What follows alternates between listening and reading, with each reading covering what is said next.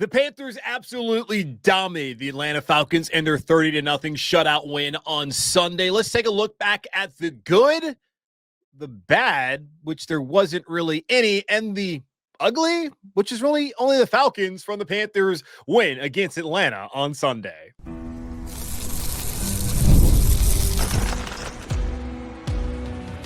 You are Locked On Panthers, your daily Carolina Panthers podcast. Part of the Locked On Podcast Network, your team every day. Welcome into another edition of the Locked On Panthers podcast, a part of the Locked On Podcast Network. I'm your host, as always, Julian Council, talking Carolina Panthers with you every Monday, Tuesday, Wednesday, Thursday, and yes, of course, Friday, your team every day. That's our motto here on the Locked On Podcast Network. Thanks for watching the show right here on YouTube and listening wherever you listen to your favorite podcast. Today's episode of Locked On Panthers is brought to you by FanDuel. Right now, new customers can bet just $5, and if your bet wins, you'll get $300 in bonus bets to use across the app. The Panthers got a dominating victory on Sunday against the Atlanta Falcons, 30-0, moving to 1-2 on the 2025 season. Here on Tuesdays, we always review the keys of victory that I gave you on Friday. We'll go back over some injury updates from Dave Canales, but let's start off with the good, the bad, and the ugly from the Panthers' 30-0 win against the Atlanta Falcons. Now, this is kind of hard to do as far as the bad and the ugly when Carolina wins 30-0, which is a great thing, obviously, because all we really want to talk about and focus on is the good, which we're really going to do right now after that kind of performance from Carolina on Sunday, something that J.C. Horn told me was the most dominating performance he's been a part of since being a Carolina Panther. Maybe the Lions game a couple of years ago was because that was the best offensive output in the history of this organization, but defensively, absolutely what happened on Sunday was the best defensive performance that J.C. Horn has been a part of, and a lot of these guys have been a part of since they've been here in Carolina. Maybe Derek Brown is the only other guy who has been a part of a performance like that, because he was here the last time Carolina shut out an opponent, which was on November 11th of 2020, that Week 11 game against the Detroit Lions. That was during Derek Brown's rookie year. Here he is again, a part of a shutout here in Carolina. Let's go over first, obviously, well, the good. Let's start off with the scoring on the opening drive for the Panthers offense. First time this season they have done that. First time since Week 17 at Tampa. The last time they did it at home was that Week 16 overtime victory against the Arizona Cardinals, and really just loved the mix of run and pass, getting a guy like Bryson Tremaine filling in for Xavier Legette, comfortable with those early receptions for him. Having a great little design there on that fourth down where Hunter Renfrow ran the perfect rub route, or maybe a pick if you're a defensive kind of guy, where he was able to wall off that guy who was defending Tedero McMillan.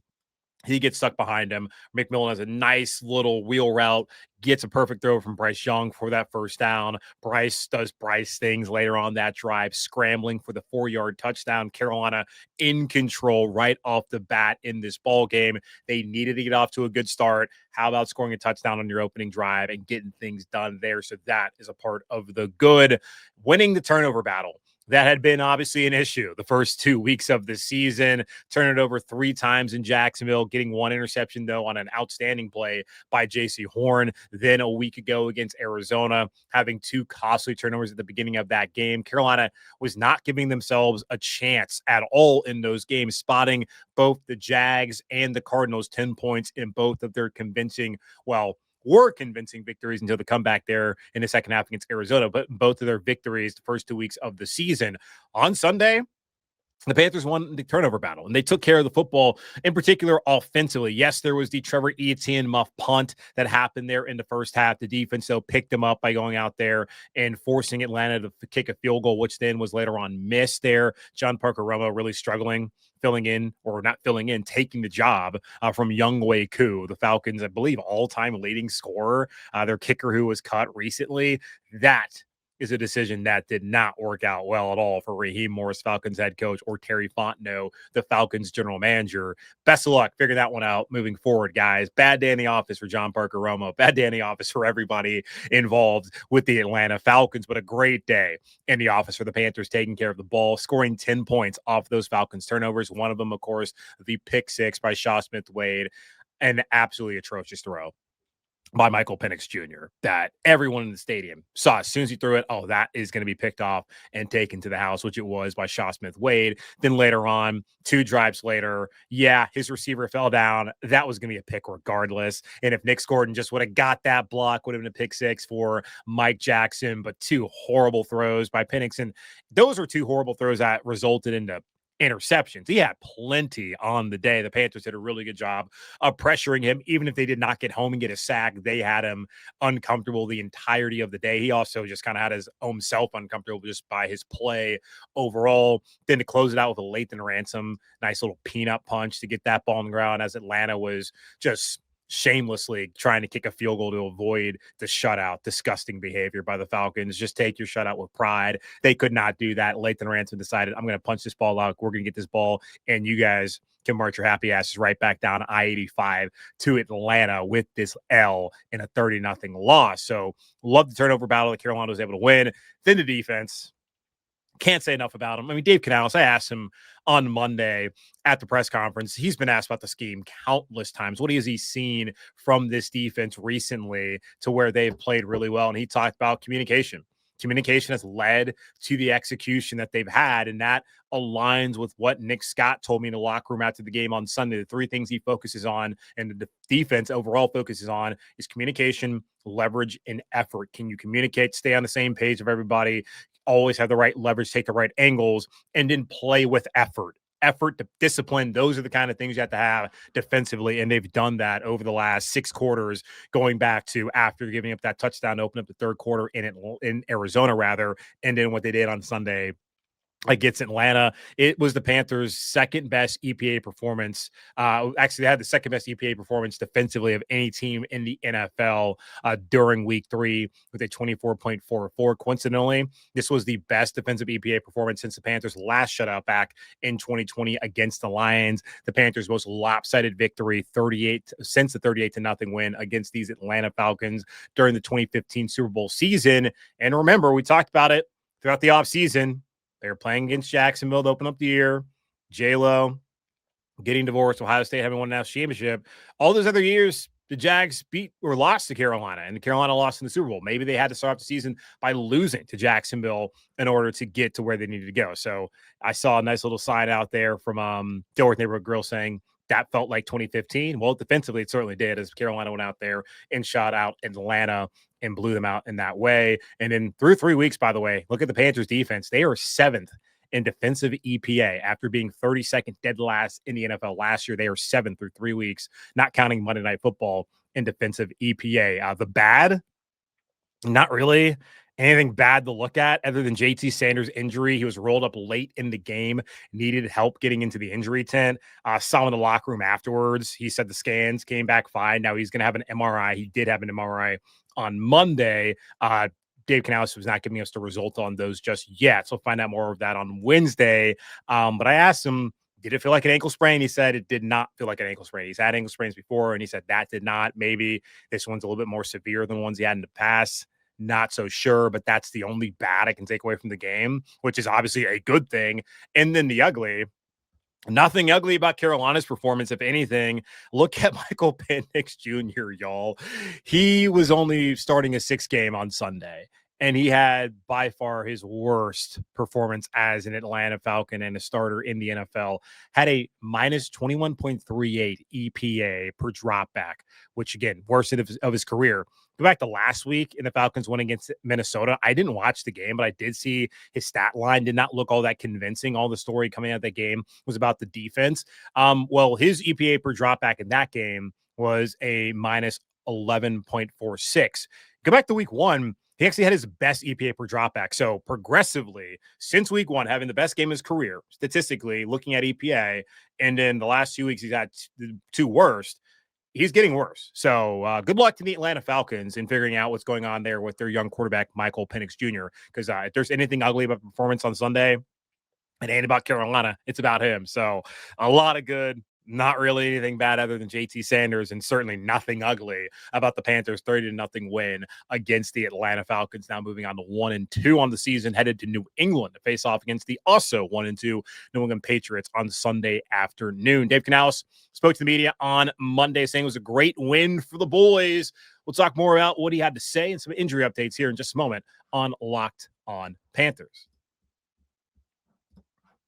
Caffeine just got a flavor upgrade. 5-hour energy shots deliver tasty caffeine in 17 bold flavors. Each 2-ounce shot packs the caffeine of a premium 12-ounce cup of coffee, plus B vitamins and nutrients with zero sugar and zero crashes. What I love most is how portable they are. Big taste, tiny shot. You can take it anywhere and get that boost when you need it. Honestly, I love how fast it kicks in and that it's sugar-free, so I don't have to worry about crashing later on. Love the transfusion flavor. Can put it in my pocket, be on the go, get a little tired in the afternoon, take a little shot of that, and I'm good to go. Enough with the boring, flavorless caffeine. It's time to give your caffeine a flavor upgrade with 5-hour energy shots. Get your favorites you love or be bold and try something new in store and online at www.5hourenergy.com or Amazon today.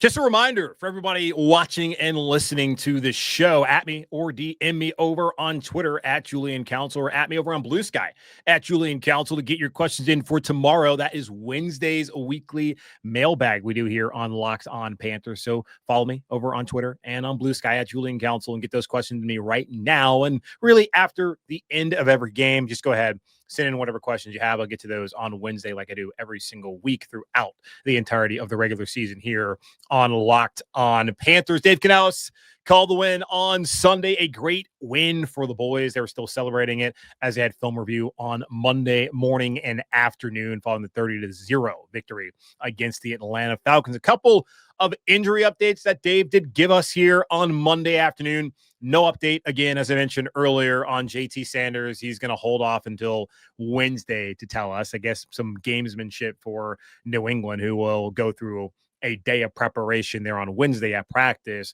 before getting the injury report. Makes some sense because you don't have to really tell your opponent who's banged up until Wednesday. Now, if it's something like last week, where it's Austin Corbett and not Taylor Moden, but Robert Hunt, then yeah, you're going to go ahead and let people know, because those guys are going to be out for a while, what the situation is, and just having the reporters in the locker room in Arizona talking to those guys very clearly, it was serious, but they did not want to at least share what's going on with JT Sanders until the injury report comes out on Wednesday afternoon. Xavier Legette, same situation.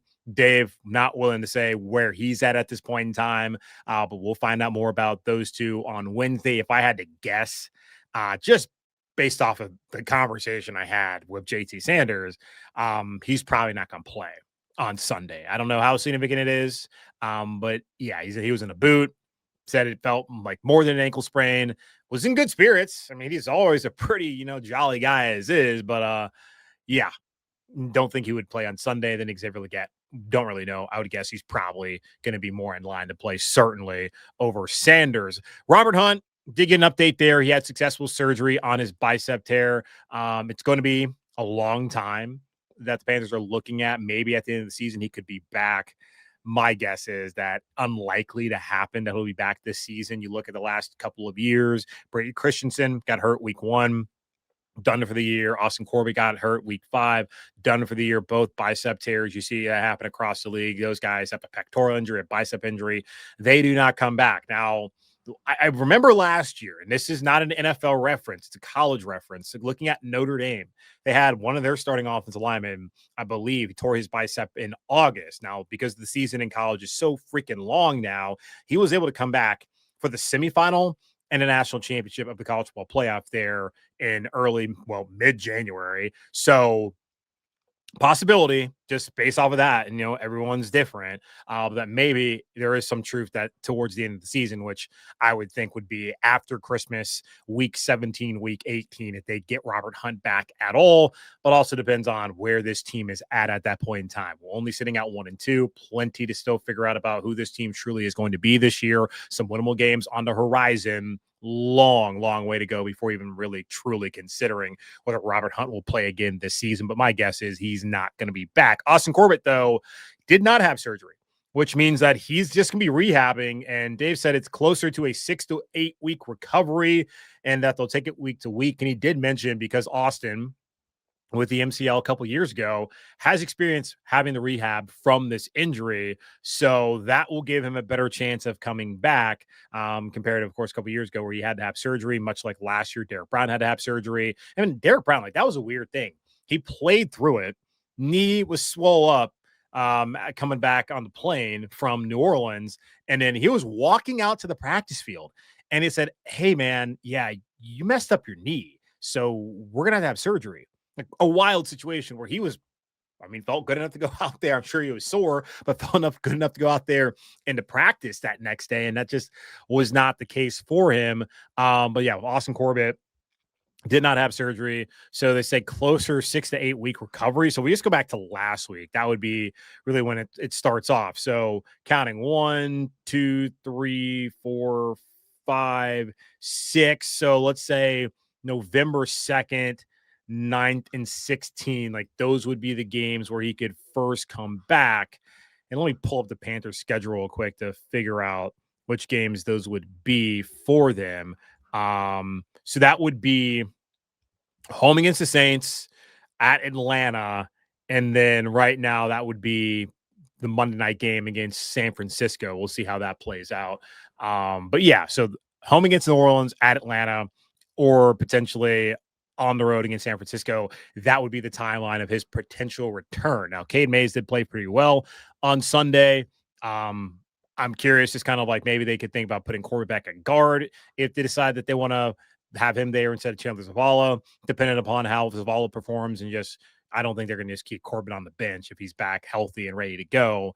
So that will be something that'll be interesting to see how that plays out moving forward. No, plenty of the fan base, probably all the fan base wants to see Cade Mays to stay there at center. Looking at PFF last year, certainly was the better of the centers. Looking at him, also Austin and then Brady Christensen, Cade Mays graded out higher than them. Now, PFF, love-hate relationship that people have with it. When you're looking at offensive line play, not really a lot of advanced stats to look at that can tell you how an offensive lineman is playing to the untrained eye. You can kind of say, okay, that guy's playing well, but also we don't know what the protection is. We don't know what the play call is. So it's really hard to just sit here and to say who's playing well, who's not playing well. But sometimes you can tell. And certainly Cade Mays played well at the end of last season, and he played well on Sunday as well and brings a lot to the table for Carolina. So Austin Corbett did not have surgery, maybe back sometime in early to mid-November if all goes well. Carryover from Arizona. A lot of questions about, did the end of last week in Arizona, especially that second half offensively, did that carry over to what we saw on Sunday? And it's not just, offensively, defensively as well, because after that drive, the defense shut down the Cardinals, got the Panthers opportunity to be able to come back in that game and then be right there, get the onside kick and have an opportunity there. And Dave said that everything matters in terms of just they want to go out there, continue to play. It doesn't matter what the scoreboard is. It's all about the process, things like that. You hear it over and over again when it comes to teams out there and coach speak and all of that. But there's some truth to it that, sure, the game was out of hand for a large part of that game against Arizona, but then they kept chopping wood, got back in it, and that gave them some confidence, something to build on throughout the week, something positive to hold on to. And then they came into this game on Sunday against Atlanta, and they got right back to business defensively. And offensively was not an explosive day, certainly left some things out there, but they scored 23 points. And they played complimentary football, and they were able to get the job done. They went out, got that opening drive touchdown. They were able to score after the Mike Jackson interception. Those are things that you want to see. The team pick each other up, play complimentary football, and that's what happened on Sunday, as you did see some carryover from that near victory and that comeback against Arizona the week prior. So that's what Dave Canales had to say on Monday afternoon here in Charlotte. Keys to victory. I give them to you every Friday heading into that game week. Then on Tuesdays, we go back over those keys to victory and see how the Panthers did. And folks, they did well this week. We'll talk about that here in just a moment on Locked On Panthers. The NFL season is here, and FanDuel is making sure you're ready for kickoff with a can't-miss offer right now. New customers can bet just $5, and if your bet wins, you'll get $300 in bonus bets to use across the app. I love using FanDuel because it fits however you like to bet. Player props, building a same-game parlay, or even jumping in live as the action unfolds. It makes every game more exciting, whether you're watching your team or just keeping an eye on your fantasy lineup. It's quick, easy, and the best way to add a little more energy to your Sundays, to your Mondays, to your Thursdays, and really any day they're playing football in the National Football League. So are you ready to play? Download the FanDuel app now by visiting FanDuel.com to get started. That's FanDuel.com to place your first $5 bet. Every Friday, heading into the Panthers' upcoming game on that Sunday, I give you my 3 keys to victory. Then the next Tuesday, we review those 3 keys to victory. And looking back at the Panthers' 3-0 victory against Atlanta, I'm sure you would assume the Panthers probably nailed all 3 of those keys. Actually, they only nailed 2 of them because the third one, well, the guy who I was talking about didn't play, but we'll get to that a little bit later on. Looking back on Friday, I said key number 1 was to get off to a good start, which they obviously did not do against Jacksonville or against Arizona. And a big reason why were, of course, the turnovers. The Panthers were outscored 40-6 in the first half of their first 2 games against the Jags and against the Cardinals. And they also had an offensive EPA of -10.28 in the first quarter. That all changed on Sunday as they went out there against Atlanta, scored on the opening drive. They also had an offensive EPA of 1.39 in the first quarter and a defensive EPA of 5.86. So the offense played well. The defense played even better in that first quarter against Atlanta as the Panthers raced out to a 10-0 halftime lead. And more importantly, when it comes to getting off to a good start, they took care of the football. The offense did. Yeah, there's the one muff punt by Trevor Etienne, but again, the defense picked him up. No harm, no foul. But of course, you don't want that to happen anymore. You want to have a completely clean game. But offensively, Bryce Young in particular took care of the football. That's what you really need to see from your quarterback. And if he's only going to throw for 121 yards and they're going to be able to score 23 points, there's not going to be turnovers. You'll take that, especially when the defense plays the way that it played on Sunday. And they're not going to play like that every single week, of course, because Atlanta offensively has not been that great so far this season when looking at this past Sunday, looking at Minnesota, and then they were fine week 1 or a pretty good week 1 against Tampa Bay.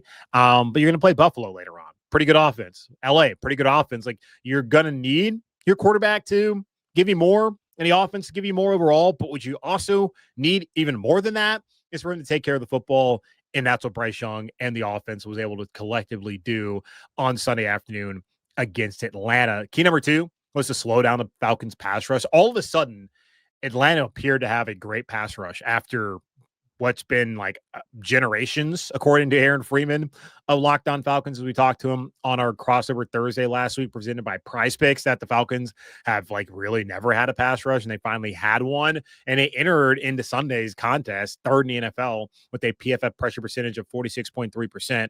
Well, on Sunday against Carolina, they only had a pressure percentage of 28.6. That was good for 20th out of 30 teams that had played prior to Monday Night Football. And yeah, that was pretty much typical Falcon stuff. They had 1 sack, 8 total pressures, but they blitzed 55.6% of the time and still really didn't get home, didn't have Bryce that flustered. Good job overall by the Panthers offensive line with Cade Mays and Chandler Zavala in there. And of course, Ike Ekwonu, Damian Lewis, and Taylor Moton out there as well, the primary starters filling in there. So good job against the pass rush from Atlanta, which was non-existent. And then key number 3 was to get Xavier Legette going. Well, of course, he did not play, so they could not get him going.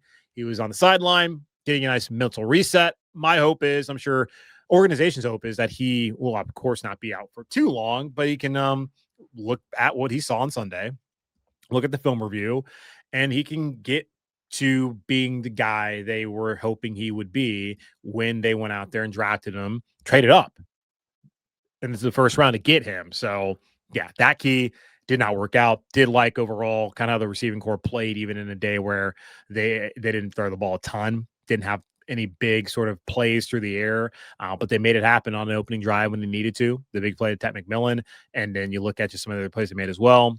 A solid day overall for the Panthers, just getting the job done offensively, and then just a stellar job by the Panthers defense shutting out Atlanta. So those three keys of victory, all check, and then, he didn't play. So we'll still just check it off because they got to win. And there's only positive things to say coming out of that win outside of just the injury concern there with JT Sanders, which don't know how serious it is at this point in time, but we'll get more of an update on that on Wednesday when Dave Canales meets with the media. Again, the Panthers are out there for their first practice ahead of Sunday's matchup against the New England Patriots. But that's going to wrap up this edition of the Locked On Panthers podcast, part of the Locked On Podcast Network, hosted by yours, Julian Council. Again, y'all subscribe and follow the show free over on YouTube or wherever you listen to your favorite podcast. And be sure to follow me, Julian Council, over on Twitter and Blue Sky at Julian Council, as I will be back with you tomorrow on Wednesday, answering your weekly Wednesday mailbag questions. All you got to do is either at me or DM me on Twitter, get those questions into me right now, or at me over on Blue Sky to also